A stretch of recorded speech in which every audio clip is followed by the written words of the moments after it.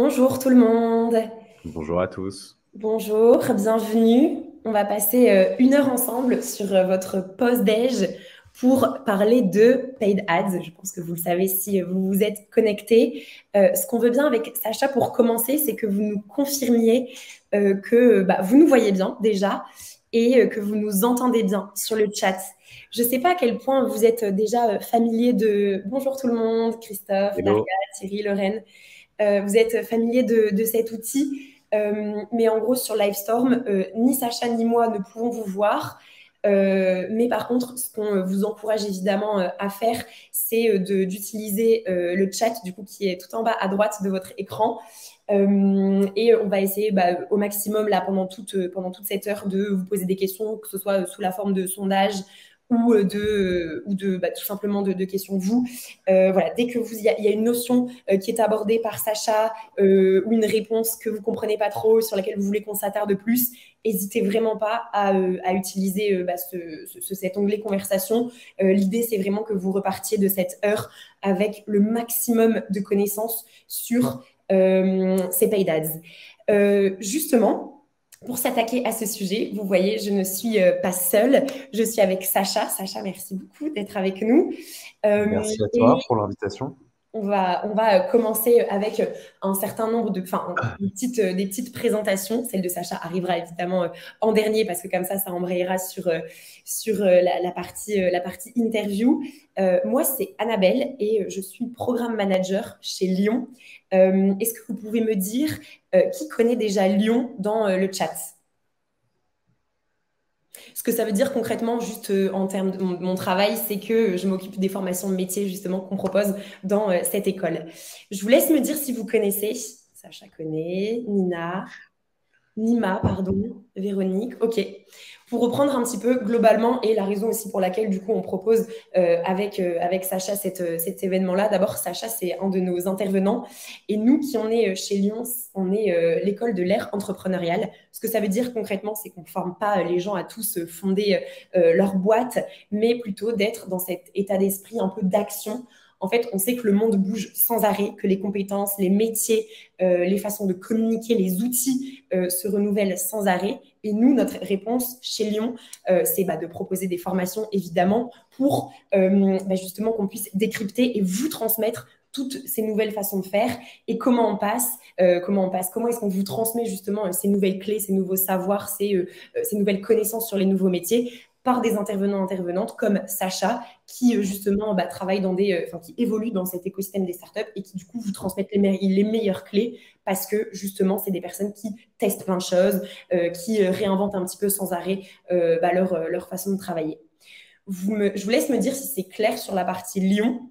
Et ce que je vous propose, c'est du coup de me dire, de nous dire avec Sacha ce que vous faites comme job en ce moment. Comme ça, on arrivera encore mieux à orienter les questions et voir un petit peu de où est-ce que vous venez. Est-ce que vous êtes en ce moment en gros, est-ce que vous venez de prendre un poste dans cette discipline-là? Est-ce que vous êtes en com? Dites-nous un petit peu. Market, sales. Euh, je vous laisse nous écrire là-dessus. Ok, traffic Super. manager. Marketcom pour Leïla. Ok. Ok, Donc, advisor sales. j'imagine que vous êtes quand même assez avancé, peut-être sur l'ADS. Donc, effectivement, c'est intéressant de savoir ça, pour qu'on aille un peu plus dans le vif du sujet derrière ensuite. Ok. Carrément. Carrément. Trop chouette. Merci beaucoup pour vos réponses. Et ben, ce que je vous propose, c'est d'enchaîner avec la dernière présentation, la tienne, Sacha. Et vous allez le voir, on va fonctionner sous le mode d'une interview. Du coup, Sacha, ce que je te propose, c'est de commencer par te présenter toi et de nous dire ce que tu fais un peu au quotidien comme mission, etc. Yes, merci du coup pour l'intro, Annabelle. Donc moi, je connaissais plutôt bien Lyon. Effectivement, on se connaît depuis pas mal de temps.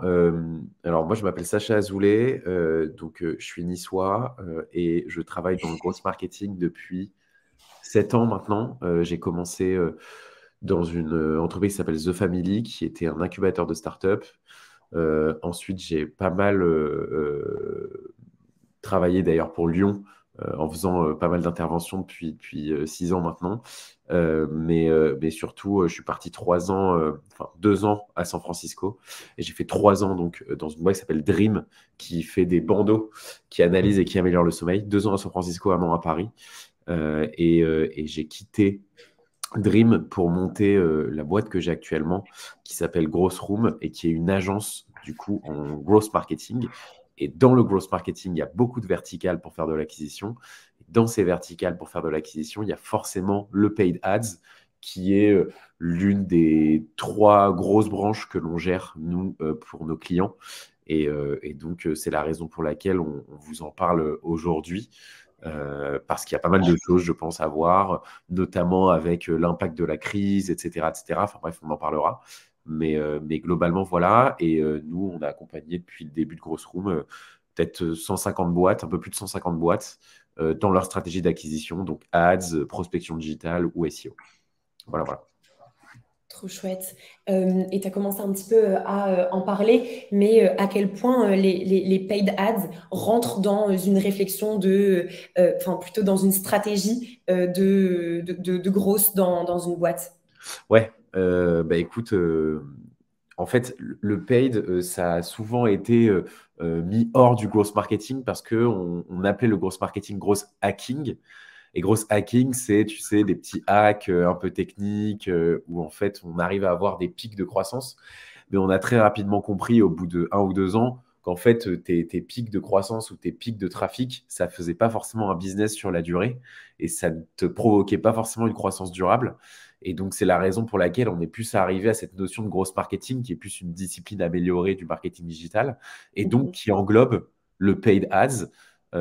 Et typiquement, le paid ads, en quoi c'est une verticale importante, je dirais, du gross marketing, parce qu'en fait, ça te soutient une croissance. Alors, il est évident que la croissance d'une boîte de manière saine se fait euh, au tout départ avec la croissance organique, donc le référent, le parrainage, le bouche à oreille, etc., etc.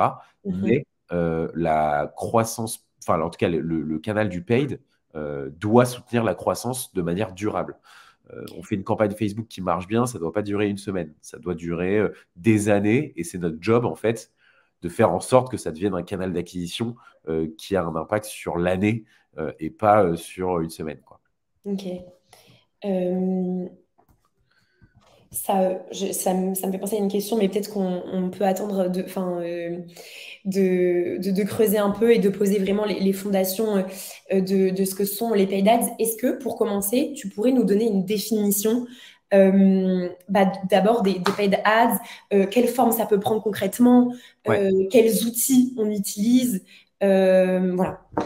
Alors, les paid ads, pour faire très, très court et concis, c'est les publicités que vous voyez en ligne sur les réseaux sociaux.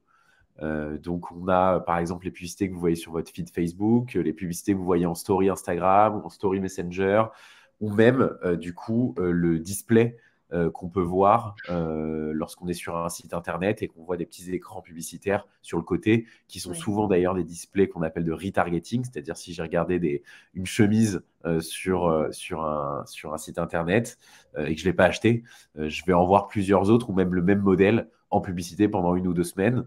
Donc ça, c'est du display ads par retargeting. Donc voilà, c'est un peu ça, c'est tout ce que vous voyez en fait comme publicité sur les réseaux sociaux, c'est le paid ads. Et après, on a différents types de paid ads. On a le social ads, où c'est sur les réseaux vraiment sociaux, et on a le search ads, typiquement le SIA, qui est par exemple le réseau de recherche de Google, c'est-à-dire quand vous tapez un mot-clé, essayez d'arriver en première position.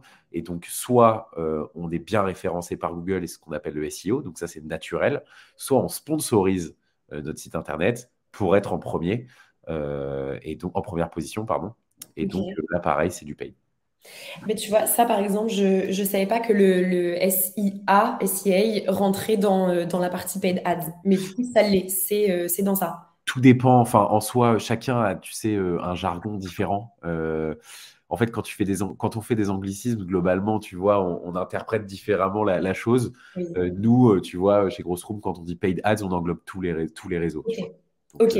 Donc, à partir du moment où tu mets de l'argent et qu'en fait, ça va occuper l'espace digital, on rentre dans cette stratégie-là. Ouais, exactement. Ok. Exactement. Oula, je te vois plus ici.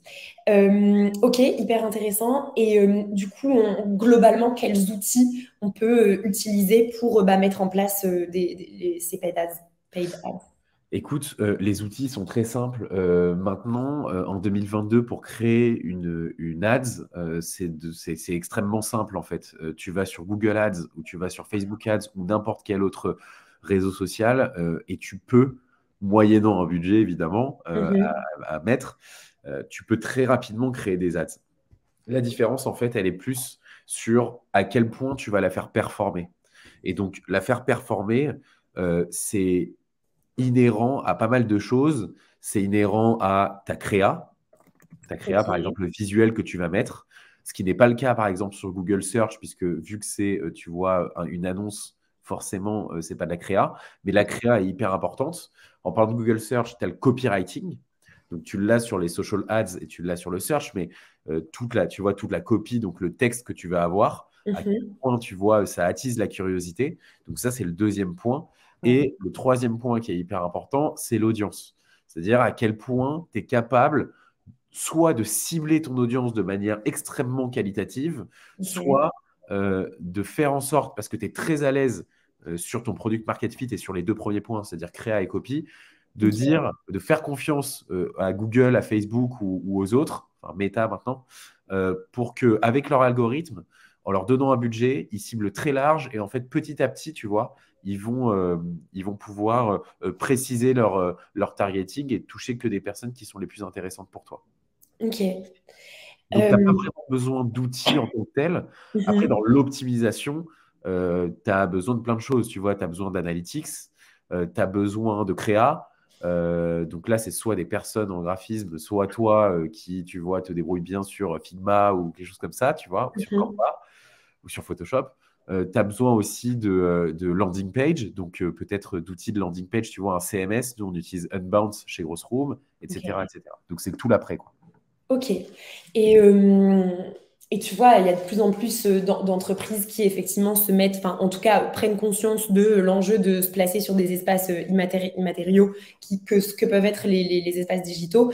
Tu vois, en général, à quels objectifs est-ce que se mettre sur ces paid ads, ça répond? Est-ce que c'est principalement des enjeux de notoriété? Est-ce que ça peut être d'autres choses? Ouais. Enfin, globalement, pourquoi est-ce qu'une entreprise peut décider ou décide, a tout intérêt à le faire, de se lancer là-dedans?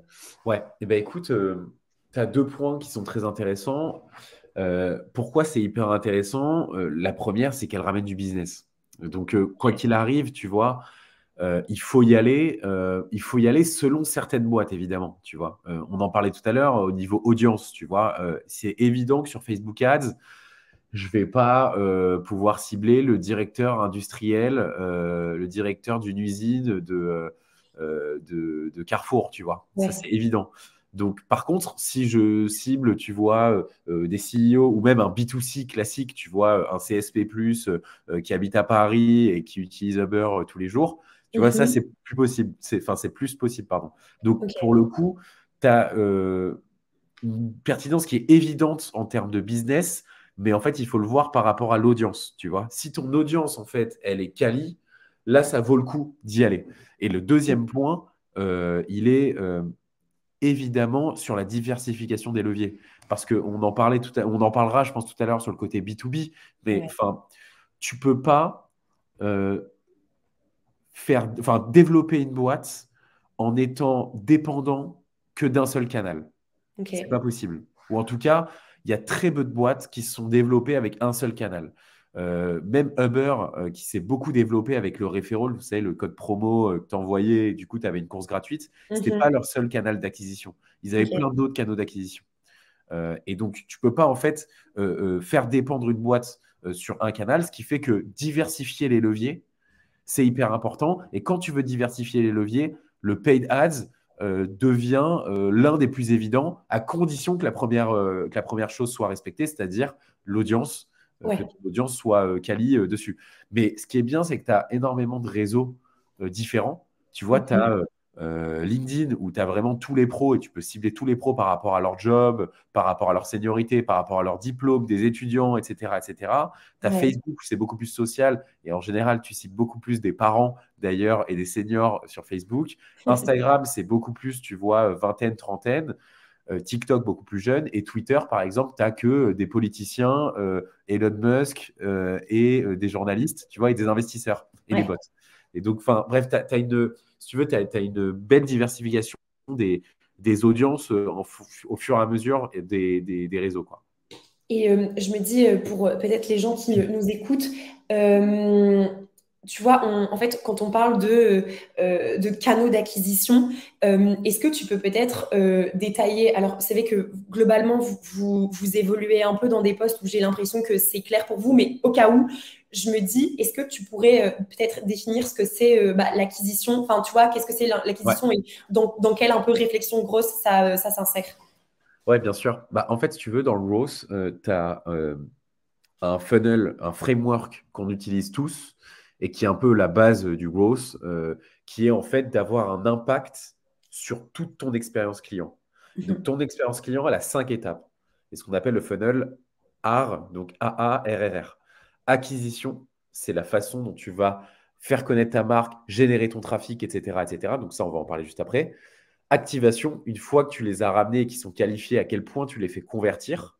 Donc, à quel point ils peuvent sortir le portefeuille pour acheter ton produit ou acheter ton service, pardon, ou réserver une démo. Ensuite, tu as la rétention. À quel point, une fois qu'ils ont converti, ils peuvent revenir. La rétention, c'est hyper important typiquement pour les SaaS B2B. Tu peux avoir beaucoup d'acquisitions. Si tu n'as pas des utilisateurs qui reviennent, ça ne servirait à rien puisque Ouais. tu fais beaucoup d'abonnements. Donc, globalement, il te faut de la rétention. Ensuite, tu as la recommandation. Donc, à quel point tu vois, tu peux faire recommander tes utilisateurs. Et ensuite, tu as le revenu. Donc, c'est-à-dire tu fais des tests, tu vois, sur le pricing pour avoir une meilleure marge ou justement pour proposer la meilleure offre aux meilleurs clients. Donc, voilà. Et donc, à partir de ce funnel-là, tu as l'acquisition qui est effectivement la première étape et qui est donc hyper importante parce que c'est l'entrée dans le funnel, qui n'est pas forcément la plus importante en fonction des business. Tu vois, je te le disais sur le SaaS B2B, les Ouais. investisseurs, ce qu'ils regardent, Ils c'est vont la dire c'est rétention. Ok. Sur l'application mobile, typiquement, le plus important, ce n'est pas l'acquisition, mais c'est l'activation. C'est-à-dire Ok. récupérer des gens qui téléchargent ton app mais qui derrière vont pouvoir s'inscrire, faire Utiliser. l'onboarding et réutiliser ton app derrière, tu vois. Parce qu'au Ok. final, c'est simple d'avoir des downloads d'app, tu vois. C'est simple d'avoir des téléchargements d'app. Mais par contre, ce qui est pas simple, c'est d'avoir un gars qui installe ton app via Instagram ou ce que tu veux, hein, mais qui installe ton app, Mhm. qui fait l'onboarding, qui s'inscrit et qui reste, tu vois. Et ça, c'est hyper difficile, tu vois. Ok. Et notamment dans les apps, tu vois, de banque, de néobanque, tu vois, tu télécharges Revolut, N26 ou même Helios ou Anytime, petite dédicace parce que c'est nos clients. Euh, Typiquement, eux, quand tu fais l'onboarding, il faut quand même que tu mettes des infos personnelles, tu vois, financières, etc. Donc, c'est un onboarding qui a beaucoup de friction. C'est pour ça que l'activation est le plus important. Et donc, pour revenir sur ta question, dans l'acquisition, en fait, le paid a une place prépondérante dans l'acquisition. Et en Ouais. général, on ne va pas en parler maintenant parce que je pense que ça va prendre beaucoup trop de temps, mais tu as 19 canaux d'acquisition qui, en fait, englobent tout ce que vous pouvez faire comme technique d'acquisition pour votre boîte. Ok. Dans ça, il y a les conférences, le paid, le referral, il y a plein de choses. Et globalement, elles sont toutes testables et testées, mais testez-les uniquement si vous pensez que votre audience peut être intéressante.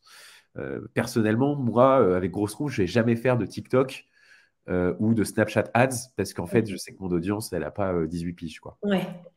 Euh, mais hyper intéressant. Et attends, merde, j'avais perdu ma question. Oui, avant de, parce que je trouve que ce serait intéressant qu'on sache, tu vois, comment est-ce qu'on on comprend mieux notre audience. Et je Ouais, pense que du coup, là, on va parler de trucs assez théoriques, etc. Mais juste pour continuer enfin, à vraiment poser des fondations solides sur ce que sont les paid ads, est-ce que toi, tu recommandes de réfléchir à ce canal-là d'acquisition, donc que sont les paid ads, à différents stades de développement de ta boîte? bien sûr. Ou est-ce que tu vois, tu te dis que c'est plus un truc quand tu es en early stage? Enfin, c'est quoi ta reco là-dessus? Ouais, en fait, le paid ads, moi, Je l'incorpore souvent dans une stratégie de product market fit. Pour expliquer aux gens ce qu'est le product market fit, c'est si on a un product market fit, c'est le moment où votre boîte, la boîte dans laquelle vous travaillez, rencontre son marché. C'est-à-dire, c'est un produit qui répond à un vrai besoin. Mhm. Et donc, pour l'ADS, typiquement, c'est comme le growth, typiquement, c'est qu'en gros, tu vas le faire différemment en fonction de ton stade sur le product market fit. Si tu es très early stage, en général, tu es en recherche de ton product market fit. Et Ouais. donc, quand tu es en recherche de ton product market fit, il est évident que tu ne dois pas mettre tout ton temps et tout ton budget sur l'ADS. L'ADS, Mhm. ça doit uniquement être un canal de test pour vous. C'est-à-dire qu'en fait, tu mets en place des campagnes d'ads, Facebook, Google, n'importe quoi, en fonction de ton audience en tout cas, mais avec un très petit budget et surtout dans une logique de test, c'est-à-dire tu testes différentes propositions de valeur, différentes typologies de services, différentes landing pages, etc. pour voir ce qui va marcher, ce qui ne va pas marcher. Et si Ouais. tu as un taux de conversion qui est intéressant, là, tu peux dire, OK, j'ai une piste pour un product market fit, donc je peux aller plus loin, donc construire un MVP, aller plus loin sur le MVP, lever des fonds, etc. Et une fois que tu es post-product market fit, donc c'est-à-dire que tu as levé des fonds, tu souhaites accélérer, ou alors que tu as vraiment un indice que tu as un bon product market fit, donc avec un bon taux de conversion ou des Mhm. utilisateurs qui ont une rétention de dingue, là, tu vas passer dans une stratégie de scale. Et donc, quand tu utilises le paid ads pour une stratégie de scale, c'est complètement différent.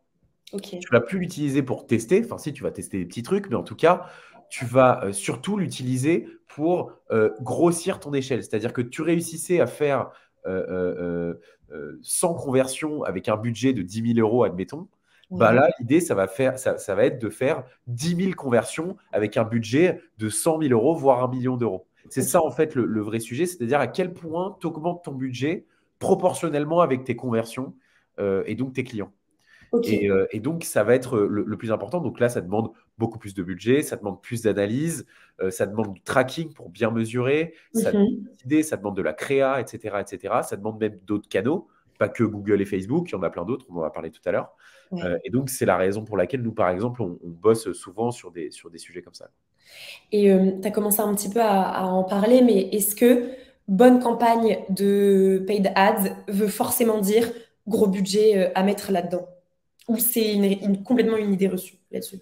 Bah, ça dépend, c'est-à-dire, tu veux dire, est-ce qu'on performe quoi qu'il arrive si on met un gros budget, c'est Ouais, ça c'est ça. Et est-ce que tu vois, campagne réussie, c'est forcément pondéré au fait que tu aies mis beaucoup d'argent et qu'en fait, une campagne pour laquelle tu mets peu de budget, il y a peu de chances que, tu vois, elle satisfasse les objectifs fixés au début, quoi. Bah, en fait, si tu veux, c'est extrêmement proportionnel. C'est-à-dire que si tu mets 1 000 euros sur une campagne, t'attends pas à ce qu'elle fasse 10 000 conversions. Enfin, tu vois, globalement, ils te vendent, enfin, c'est assez transparent sur ce qu'ils te vendent. Tu vois, par exemple, tu es entre 30 centimes et 1 euro pour le clic. Si tu Ouais, mets 1000 balles, tu as minimum, tu as entre 1000 et 3000 clics. Et puis, tu n'en auras pas plus, en fait. ok. Donc, globalement, tu vois, si tu mets 1 000 euros, il faut bien que tu accordes tes objectifs en fonction de ça. Ou si tu mets un plus Ouais, petit budget, il faut bien que tu accordes tes objectifs en fonction de ça. Ce qui est ok. sûr, c'est que si tu mets un gros budget, déjà, il faut tester avant pour voir si ça marche bien. Et Ouais. ensuite, te dire, bon, j'ai testé, ça marche, donc je peux scaler le budget parce que j'ai envie de scaler les résultats. Mhm. Et en général, ton impact, du coup, est proportionnellement plus gros. Ok. Mais ce qui est tout le challenge en fait du scale et ce qui a toujours été un sujet dans l'ADS et ce qui peut être un Ouais. sujet dans d'autres acquisitions, c'est que tu as un résultat, par exemple, tu as un taux de conversion de 10% sur ta campagne de 1 000 euros, tu vois. Tu peux Mhm. passer à 100 000 euros.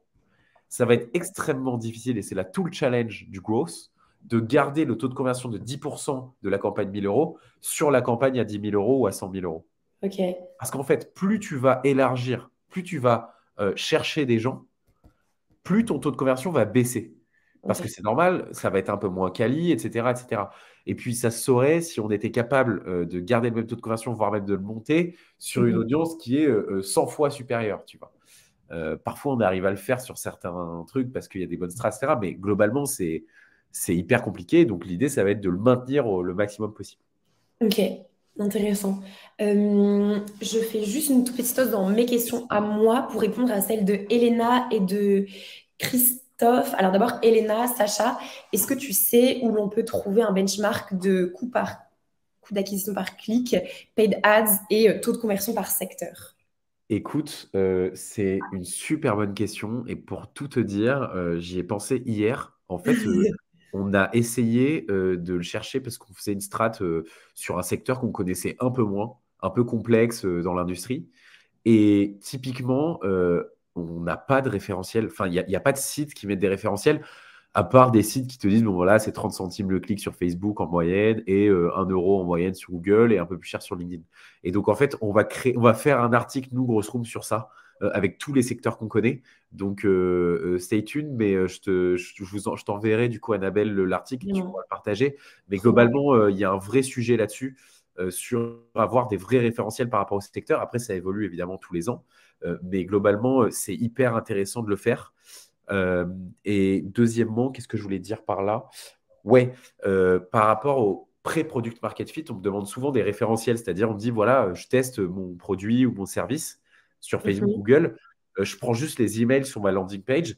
À partir de quel taux de conversion je peux me dire, OK, je suis sur un bon product market Ah, fit, tu vois. Et en fait, moi, je dis souvent, déjà, l'échantillon, il faut qu'il soit significatif. Donc, en statistique, significatif, ça veut dire avoir assez de personnes pour pouvoir faire des conclusions qui soient pertinentes. mhm. Et donc, du coup, l'échantillon, je dirais au moins 500 à 1000 personnes. Et sur les 500 à 1000 personnes, tabler sur 10% de conversion. Ça peut paraître haut, mais quand vous demandez uniquement l'adresse email, c'est pas si haut que ça. Ouais. Et donc, vous avez un bon indice pour vous dire, OK, c'est un bon product market fit parce que, évidemment, le taux de conversion baisse quand vous demanderez la carte bleue plutôt que l'email. Voilà. Ok, merci beaucoup Sacha pour la réponse. Elena, dis-nous sur le chat si enfin, si ça te semble clair. Et du coup, pour Christophe, ouais, sa question c'était la finesse du ciblage est-elle synonyme d'augmentation du coût du clic, pardon. Alors, ça peut l'être. Ça peut l'être dans le cas où ta publicité n'a pas un gros CTR. Pour expliquer le CTR, c'est le ratio d'impression au clic. C'est-à-dire combien de fois Facebook va devoir montrer votre publicité pour obtenir un clic. Ok. Si elle doit le montrer 100 fois Mhm. pour avoir un clic, vous aurez un CTR de 1%. Donc en fait, elle fera un effort d'impression pour avoir le clic, ce qui fait que du coup, ton coût par clic va augmenter puisqu'elle va Mhm. galérer à avoir des clics, tu vois. Ok. Moins elle galère, moins la régie galère pour avoir des clics, plus votre coût par clic est bas, tu vois. Mhm. Et donc, pour répondre à ta question, globalement, si tu as une publicité avec un fort CTR, tu peux te permettre d'avoir plus de finesse dans ton targeting et forcément, le coût par clic peut baisser ou peut être maintenu.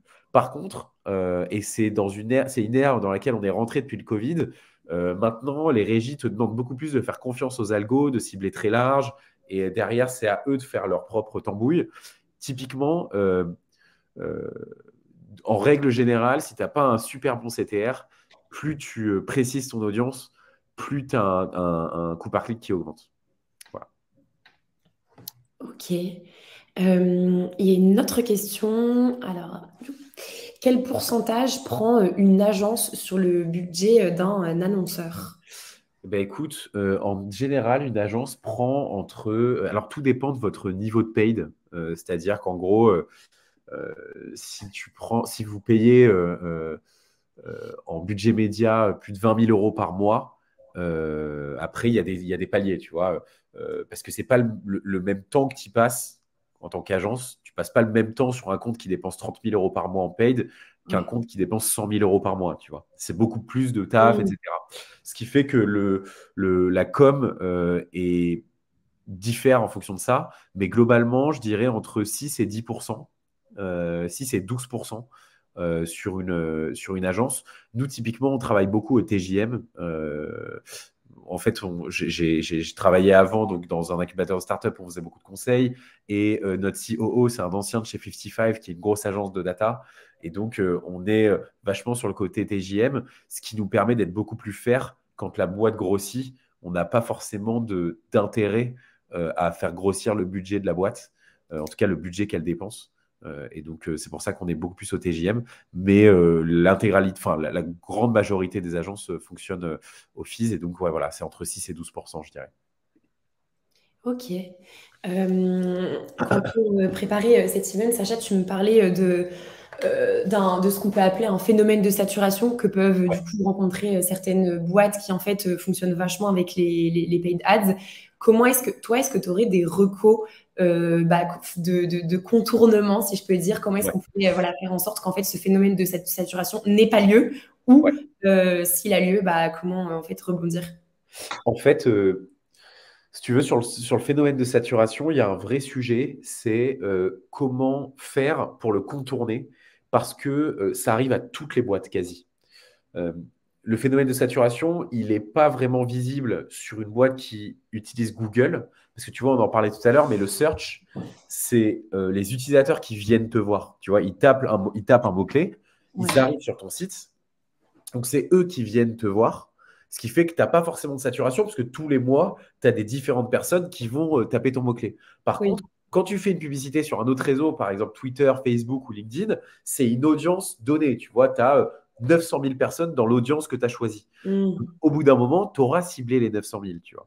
Et Ouais. donc, déjà, comment détecter ce phénomène de saturation? C'est simple. Si vous voyez vos coûts par clic monter très haut assez rapidement, c'est qu'en fait, et votre CTR baisser, c'est qu'en fait, vous avez atteint le phénomène de saturation. C'est-à-dire que vous avez montré votre publicité quasi à tout le monde dans votre audience, que ceux qui étaient intéressés ont acheté ou ont réservé un call, mais ceux qui ne l'étaient pas, en fait, vous êtes en train de leur remontrer une publicité sur laquelle de base, ils n'étaient pas intéressés. En Mm. fait, tu as un phénomène de saturation. Parti de ce constat-là, le vrai sujet, du coup, il est sur l'audience. Du coup, ta seule solution, ça va être enfin, tu as deux solutions en fait. Un, de diversifier les canaux. Donc, on en parlait tout à l'heure et c'est la raison pour laquelle les boîtes B2B, c'est hyper intéressant pour elles aussi d'aller sur le paid. Aussi Ouais. parce que tu as moins de concurrence, tu vois, il n'y a pas trop de boîtes B2B qui se foutent sur Facebook, par exemple. Mhm. Donc, tu as évidemment la diversification des canaux. Et tu as le deuxième point qui va être le travail de l'audience. C'est-à-dire, tu te dis, bon, cette audience de 900 000, c'est bon, je l'ai tapé, je l'ai atteint. Maintenant, comment je fais pour aller éduquer un nouveau bassin d'audience? Et donc ça, c'est un risque à prendre pour te dire, bon, je vais aller sur un autre bassin d'audience qui, de prime abord, vu que je ne l'ai pas ciblé, est peut-être un peu moins intéressé. Par contre, je Mhm. vais prendre le risque de les éduquer un peu, leur montrer un peu mes publicités, etc. Comme ça, quand je vais les retargeter avec une promo ou quoi que ce soit, ils seront intéressés, ils vont convertir, tu vois. Mm. Et Ok. donc, pour vous citer ça par l'exemple, nous, on a un de nos clients qui fait de la formation. Donc, c'est un client historique de Rossroom. On l'a depuis le tout début. C'est le premier client qui s'appelle Le Chemin de la Nature et qui fait de la formation botanique. Eux, en fait, donc, ils vendent de la formation, c'est-à-dire ils vont vous montrer dans la forêt si un champignon a des vertus médicinales, s'il est comestible, etc., etc. Ça paraît rien comme ça, mais au final, il y a beaucoup de gens qui sont intéressés par ça.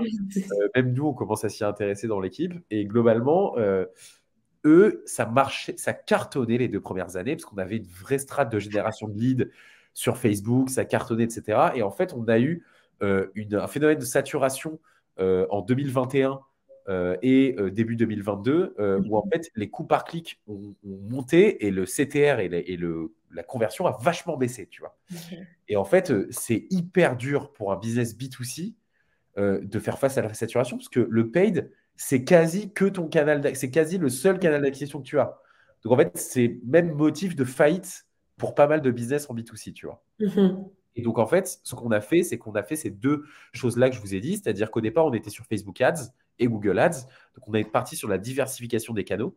Donc on est allé sur Twitter Ads et ils ont lancé aussi Snapchat, pardon, pas Snapchat, TikTok, parce Ok. qu'en fait, ils reprenaient toutes les vidéos de la formation botanique où en fait, il est en train de manger un champignon, etc., Ah, etc., oui. tu vois. Et il les mettait sur TikTok en format hyper, tu vois, court.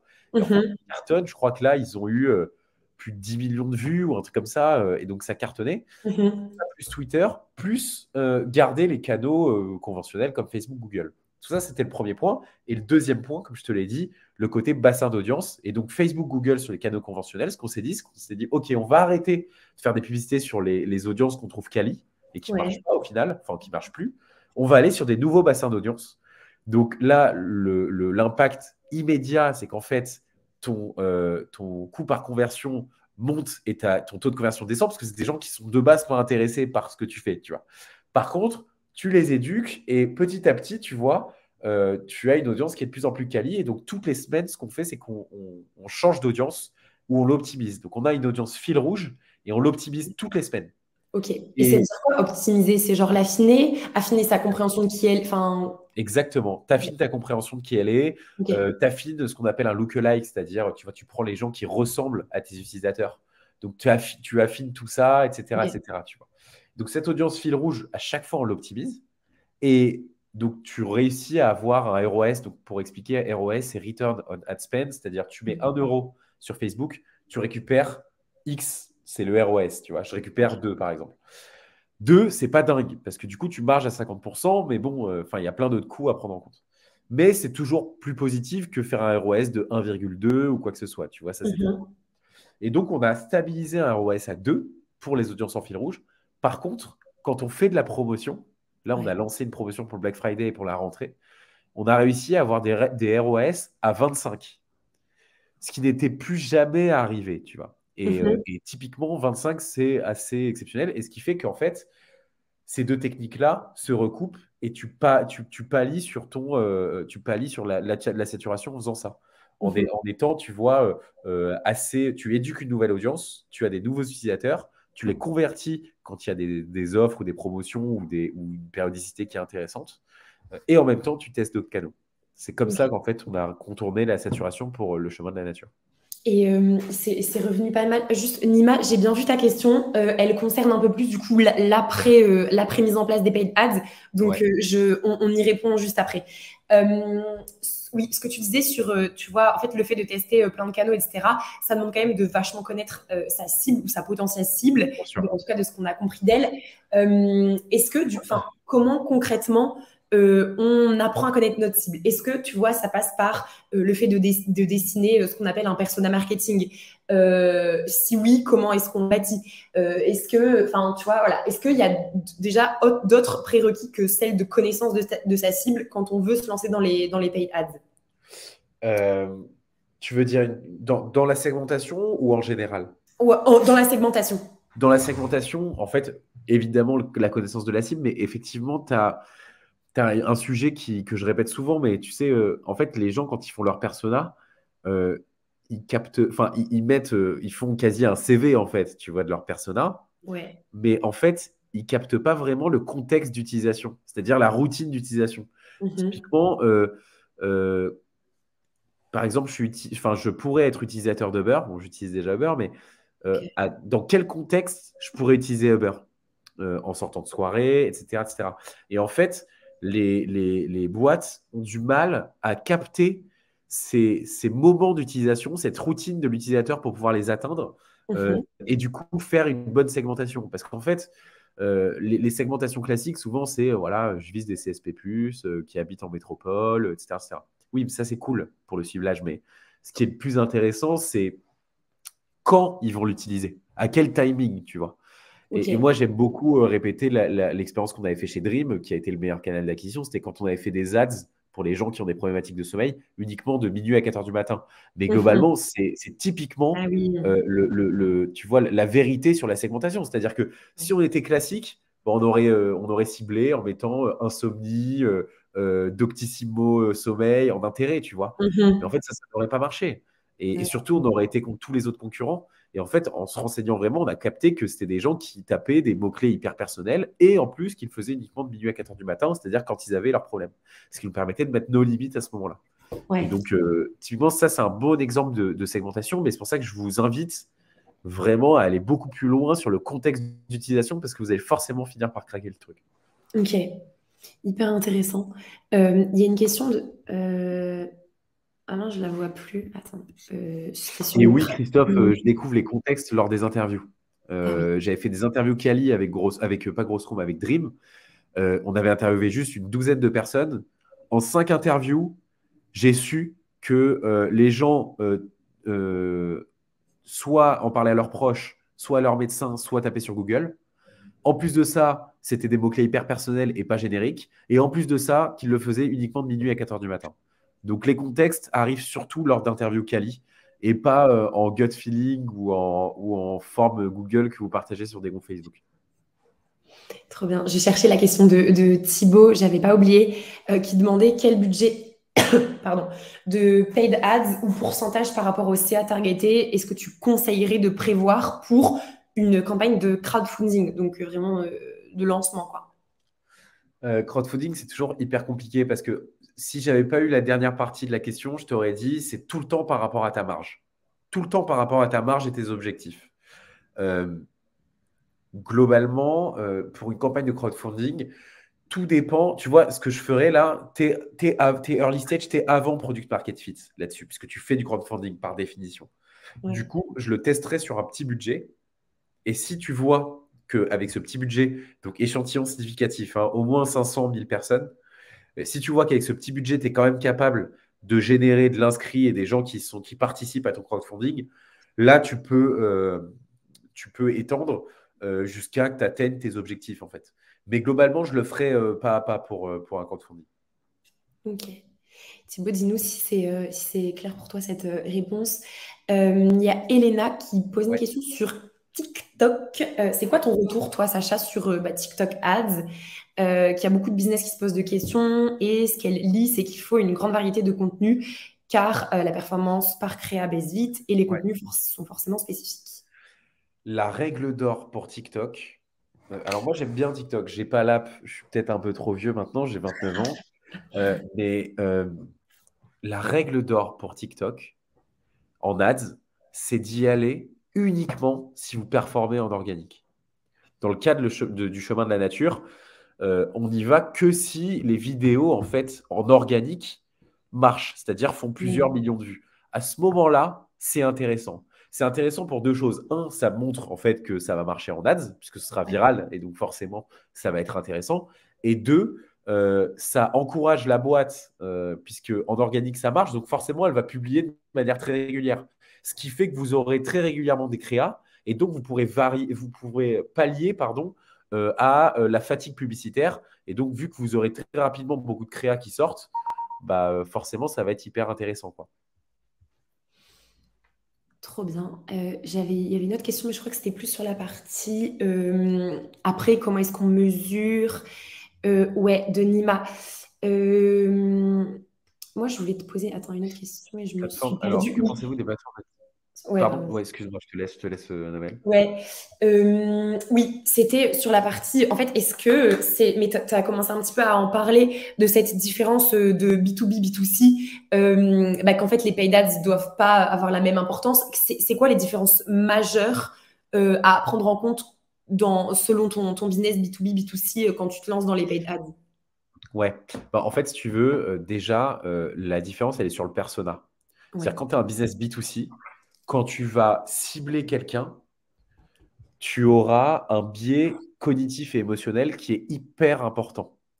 Moi, tu vois, quand je prends une décision en tant que B2C d'acheter quelque chose, Mhm. il y a forcément un quotient émotionnel et un truc non subjectif qui fait que je vais acheter une Ouais. fringue, un portable, autre chose, tu vois. Mhm. Il y a quelque chose de différent d'un personnage B2B où là, en fait, quand je prends une décision, moi, pour ma boîte en tant que B2B, pour acheter un outil, etc., pour les consultants, Mhm. bah, là, j'ai une décision qui est beaucoup plus rationnelle, logique et héroïste. C'est-à-dire, je vais me dire, bon, bah, Ok. OK, cet outil va faire gagner X temps à mon équipe, va me faire gagner X business ou va me permettre d'aller beaucoup plus loin sur l'acquisition de telle façon, telle façon. Mhm. Ce qui fait que tu as des personnages qui sont de toute façon pas du tout pareils, ce qui fait que ta publicité déjà n'a pas la même approche. Ça, c'est le premier truc à prendre en compte. Ok. Maintenant, effectivement, pour répondre à ta question sur le B2B, euh, ça reste intéressant d'aller sur l'Ads pour la simple et bonne raison que il faut diversifier les leviers. B2C comme B2B, il faut diversifier les leviers. Et donc, ça va être intéressant sur du B2C à très gros panier moyen d'aller sur LinkedIn Ads ou sur du B2B d'aller sur Facebook Ads parce qu'en fait, sur Facebook, bah, il y a aussi des boîtes et il y a moins de concurrence. Donc, Mhm. ça ne va pas forcément être le canal sur lequel mettre tout son budget, mais ça va être un canal qui peut être très intéressant en retargeting. Par exemple, une personne qui est allée sur votre site mais n'a pas réservé de démo, ça peut être hyper intéressant d'aller la retargeter sur Facebook, soit avec la proposition de valeur classique, soit avec une formation ou autre. Ça, Ok. c'est hyper important. Et typiquement, tu vois, enfin, Maestro ou John Lyon, c'est des business qui sont dans la formation. Donc, ça peut être très intéressant de faire et du Facebook Insta parce que tu cibles du B2C et du Mhm. LinkedIn parce que tu cibles soit du B2B, soit du B2C en formation, donc avec un plus gros panier moyen. Carrément. Ok. Et ouais, on en parlait un petit peu tout à l'heure, mais à quel point toi tu trouves ça intéressant et il faut le faire de tester sa campagne peut-être avant effectivement de la scaler, mais tu vois, dans quel contexte toi tu trouves que c'est intéressant de tester sa campagne et comment concrètement est-ce que tu ferais pour identifier, tu vois, une audience réduite? Est-ce que du coup ça voudrait dire que je sais pas, sur un temps limité. Enfin, tu vois, c'est quoi un peu tes recos là-dessus si tu trouves que c'est intéressant déjà de tester? Tu veux dire à quel point il faut tester, c'est ça? Et combien Exactement. de temps, etc. Exactement. Le test, de toute façon, ça doit être effectivement à l'origine de tout, hein. Tu Ok. vois, par exemple, le test, quand j'en parlais sur TikTok, je disais il faut absolument faire de l'organique et voir si tes vidéos, elles marchent en organique avant de faire du C'est paid. C'est le test, ouais, tu vois, c'est c'est vrai, du test. Donc, ce qui carrément. fait que tu as des tests qui sont différents. Tu as du test en organique et tu as du test aussi en paid. En paid, Mhm. si tu dois tester, typiquement, il faut un échantillon significatif. Donc, ça veut dire quand même assez de budget et aussi assez de temps, environ 10 jours. Et Ouais. deux, avoir un référentiel donné avant de faire le test. C'est-à-dire, je fais le test, mais avant de le faire, je me dis quand même, OK, il y a un résultat sur lequel je suis quasi inflexible. Si c'est plus que ce résultat-là, c'est-à-dire qu'il faut que je scale. Si Mhm. c'est moins que ce résultat-là, c'est-à-dire que mon test n'a Ah, pas marché, je ne vais pas mettre de budget. Si c'est exactement pareil, c'est-à-dire qu'il y a un potentiel et que du coup, je cherche des optimisations pour aller plus loin. Et les ok. optimisations, on en a parlé tout à l'heure, ça peut être la copie, ça peut être la créa, ça peut être l'audience, ça peut être plein de choses. Ok. Donc, le référentiel, c'est genre qui t'aidera ensuite à la prise de décision. Est-ce que effectivement Exactement. je. Ok. Exactement. Ok. Avoir assez d'infos, tu vois, pour prendre une décision qui va le plus être sereine, tu vois, dans le truc, quoi. Ok.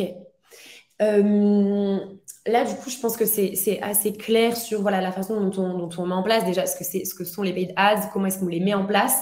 Maintenant, ce qui peut être intéressant, c'est de discuter justement, Nima, tu posais la question, mais voilà, concrètement, comment est-ce qu'on peut être sûr que la campagne a fonctionné? Quels indicateurs on regarde? C'est quoi tes... Alors, déjà, si on parle de pur tracking, c'est-à-dire la mesure de 100% des gens, etc., je préfère être hyper clair, ce n'est pas possible. Quoi qu'il arrive, c'est Ok. pas possible. En fait, il y a plein de règles. Tu vois, par exemple, Apple, ils ont sorti depuis l'iOS 14, ils te permettent plus de traquer vraiment ce qui se passe chez eux. Ensuite, tu as les gens qui utilisent la bloqueur, tu as les gens qui utilisent Safari, et donc tu as des cookies qu'on appelle ITP-ETP, où en fait, ils sont stockés beaucoup moins de temps. Enfin, bref, tu as une fenêtre d'attribution qui est bien différente qu'il y a des années, ce qui fait que Ok. maintenant, c'est très difficile, c'est même impossible de traquer 100% de tes utilisateurs, en tout cas de leur comportement et de leur achat via l'ADS. Ok. Ceci étant dit, tu peux t'approcher, tu vois, d'une part qui peut être assez significative, encore une fois, parce que tu vois, si tu en mesures déjà 50%, c'est déjà super. Mhm. En termes d'outils, d'attribution, etc., franchement, j'ai pas envie de rentrer dans ce sujet à 10 minutes de la fin parce que je Ah pense oui, que ça j'allais fait dire une sélection. l'objet d'un autre webinaire et c'est extrêmement, tu vois, je dirais complexe. Euh, En évidence, ce qui est sûr, c'est que déjà, ne lancez pas une campagne, ne lancez pas des campagnes si vous n'avez pas un tracking hyper clean, c'est-à-dire au moins, si c'est un e-commerce, le Shopify en termes de tracking hyper clean, le Google Tag Manager bien mis en place, les pixels bien mis en place, voire même l'API conversion pour vous expliquer. Le tracking par pixel va mourir petit à petit, puisqu'en fait, avec les cookies, etc., on va être de moins en moins capable, et les RGPD vont être de moins en moins capable de traquer. Ce qui fait qu'on va passer sur ce qu'on appelle l'API conversion, c'est-à-dire qu'on va essayer directement de prendre l'info à Facebook par API. Et donc, ça va nous permettre de faire un tracking qui est beaucoup plus précis. Mais Ok. ça demande un peu plus de dev, etc., etc. Et dès que ça demande un peu plus de développement technique, forcément, c'est un peu plus compliqué à mettre en place. Mhm. Mais ce que je peux conseiller déjà, c'est de mettre en place Google Tag Manager, Pixel et être sûr que ça remonte bien sur votre Google Analytics et sur vos régies. Et déjà, rien que ça, s'il y a 40% qui remontent, c'est déjà très bien et vous avez déjà assez d'infos pour continuer. Trop bien. Tu vois, je n'avais pas encore regardé l'heure, je ne savais pas qu'il restait 10 minutes. Ouais. Du coup, je vais quand même prendre la question de Nima. Qu'est-ce que tu penses, Sacha, des plateformes d'attribution du type Triple Whale, je ne sais pas si je le dis correctement, je ne connaissais pas, Ouais. pour suivre les résultats de ces campagnes? Est-ce que c'est plus pertinent qu'un Meta Business Manager? Écoute, c'est toujours plus pertinent. Moi, j'aime beaucoup Amplitude et Segment. Triple Well fait aussi partie, mais je crois que c'est un peu plus e-commerce. Globalement, je suis hyper friand de ce genre de solution. Nous, on en utilise d'autres, mais globalement, le sujet, c'est que ça peut coûter très très cher. Typiquement, Segment, nous, on l'avait pris chez Dream. Et en fait, le problème de ces plateformes d'attribution, c'est que souvent, elles te font payer au touch point. C'est-à-dire qu'elles te font payer au clic, etc. Tu vois, à l'utilisateur. Donc, tu peux avoir une attribution qui est hyper quali. Mais nous, typiquement, chez Dream, à la fin de l'année, Segment, ça nous coûtait 45 000 euros, tu vois, à l'année. Donc, c'est un salaire, en fait. Donc, au final, tu vois, je suis évidemment hyper friand, mais je les mettrai en place uniquement si vous mettez un budget paid de l'ordre d'1 million d'euros minimum par an. Là, ça peut être pertinent de mettre en place des plateformes d'attribution qui soient hyper complexes et performantes. Ok. N'hésitez pas, évidemment, si vous avez d'autres questions. Encore une fois, l'idée, c'est que vous repartiez avec, même s'il y a encore plein de trucs qu'on aurait pu, qu'on pourrait aborder d'ailleurs, c'est que vous vraiment partiez avec le max de connaissances et on balaye le plus de questions que vous pouvez avoir sur ce sujet-là. Je trouvais que c'était intéressant de finir sur peut-être des questions qui, tu vois, dépendent un peu, enfin, de voir à quel point les paid ads peuvent avoir un impact sur le contexte peut avoir un impact justement sur cette mise en place des paid ads.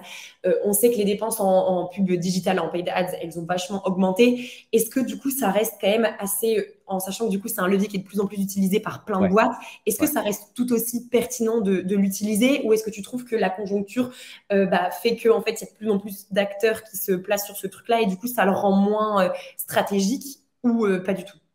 Écoute, franchement, c'est un sujet que bien des boîtes ont effectivement sur la crise. Elles coupent beaucoup de budget. Ok.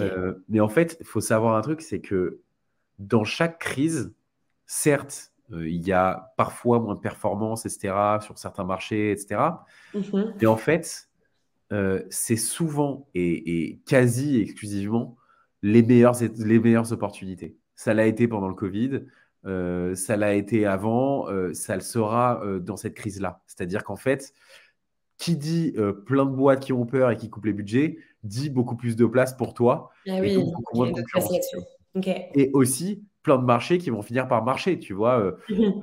on sait que la formation, ça a juste mais cartonné pendant la crise du Covid, surtout le premier, deuxième confinement. Bah, alors qu'il y avait genre énormément de peur à aller sur du paid, tu vois, parce qu'il n'y avait plus d'activité, etc. Mais en fait, c'était le meilleur moment d'y aller, tu vois. Mhm. Et les coûts par clic, enfin, pardon, les conversions, pardon, ont vachement augmenté. Donc, globalement, moi, je suis assez. Je comprends les boîtes qui coupent aussi leur budget parce qu'elles ont des salaires à payer, etc. Mais en fait, c'est une terre d'opportunités, la crise. Et donc, il faut juste pouvoir les trouver et Ouais. il faut juste pouvoir avoir le cran d'y aller. Et en général, quand on voit toutes les boîtes qui ont cartonné pendant le Covid et qui maintenant sont top, etc., et marchent bien, c'est des boîtes Mhm. qui ont eu le cran d'y aller et qui ont pris les risques, quoi. Donc, je le conseille, Euh, à ma conclusion.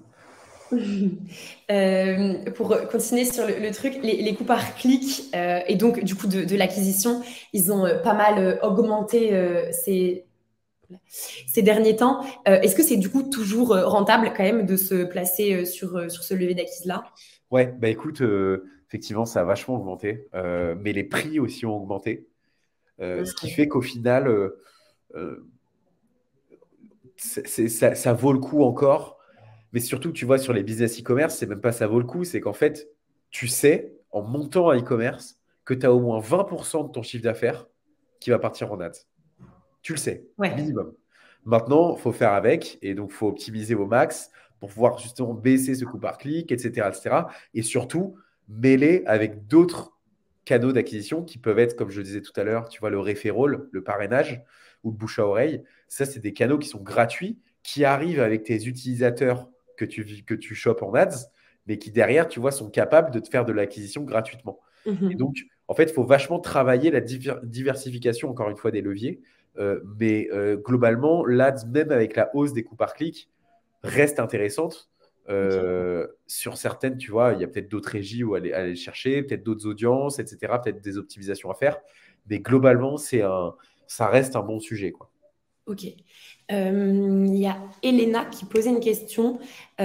Pour les petits tests en pré-product market fit, combien de groupes d'annonces et combien d'annonces par groupe tu recommandes pour Google Ads pour un budget mensuel de 2 000 € par exemple? Elena, honnêtement, ça dépend vachement de ton business. Je ne peux pas te dire, OK, donc c'est 12 groupes d'annonces avec 6 pubs. Enfin, c'est compliqué à te dire vraiment ma reco sur ça. Enfin, ça dépend vachement. Tu as des boîtes qui arrivent à tester leur product market fit avec une publicité. Mhm. Tu en as d'autres avec 3. Je ne sais pas combien tu as de propositions de valeur à tester, mais ça dépendra de ça. C'est impossible de te dire. Par contre, ce que je peux te dire, c'est que le budget de 2 000 € par mois, c'est très intéressant pour tester un product market fit, ça c'est sûr. Trop bien, merci de ta réponse. Il y a un peu des gens qui descendent. J'espère que vous n'entendez pas trop de bruit autour de moi. Et il y avait une autre question, Sacha, peut-être que tu la vois, qui est sur ton adresse mail. Évidemment, je la communiquerai que si Sacha est d'accord. Euh, du coup, Si, Sacha, si, je bah, vais là-dessus. je vous la donne en. Ouais, tu peux la donner sur le chat. C'est Ok. sacha@grossroom.co. C'est quoi? C'est sacha@grossroom.co. .co, ouais, voilà. Ok. Bah, de toute façon, ce que je me dis, c'est que, en vrai, là, on arrive du coup un peu au bout de cette heure. C'était hyper chouette. J'espère qu'on a pu balayer bah, suffisamment voilà, ce que c'est vraiment concrètement que les paid ads, comment est-ce qu'elles se mettent en place, comment est-ce qu'on mesure un peu leur performance ou non, l'importance du contexte, etc. N'hésitez pas là, on vous laisse poser des questions si vous en avez des dernières. Et moi, ce que je vous prépare, c'est, j'ai pris des notes un peu pendant du coup cette heure. Je vous prépare un petit mail récap avec bah, les infos, les principales infos que Sacha vous a transmis. Et encore une fois, là, on se rend compte évidemment encore avec cet event qu'il y a encore plein de sujets sur lesquels on pourrait parler, surtout qui concernent l'acquisition, mais aussi les paid ads. Donc, je vous laisserai nous dire si vous trouveriez ça intéressant qu'on vous propose avec Sacha un autre event et bah, de nous suggérer, si vous voulez, les sujets qui seraient chouettes d'aborder. Voilà, c'était hyper important. Hein. C'était trop chouette de pouvoir vous proposer ce sujet-là avec Sacha parce qu'évidemment, ça rentre. Enfin, les paid ads sont quelquefois un peu méconnus, qu'on aborde nous, par exemple, dans nos formations, mais qui on mérite de prendre cette heure-là et un peu de tout décrypter. Voilà, si vous vous rendez compte que vous voulez en apprendre plus, évidemment, il y a Sacha, il y a Lyon tout le temps. Vous savez que Sacha, c'est un intervenant de chez nous. Voilà pour ça. Je regardais s'il y avait des questions. Christophe qui dit merci. Merci à vous d'avoir été là. Merci à vous. Si tu veux, je te laisse le mot de la fin. Bah, c'était un plaisir, beaucoup de questions, très, très, très pertinentes d'ailleurs. Et merci à toi, Annabelle, pour l'invitation. C'était top. Toujours un plaisir de discuter avec toi là-dessus. Et voilà, peut-être qu'on se reverra chez Lyon en physique ou Carrément. en webinar. Carrément. Merci beaucoup, Sacha. Merci beaucoup, tout le monde. Merci à Bonne vous. journée. À Au revoir. bientôt. Bonne journée.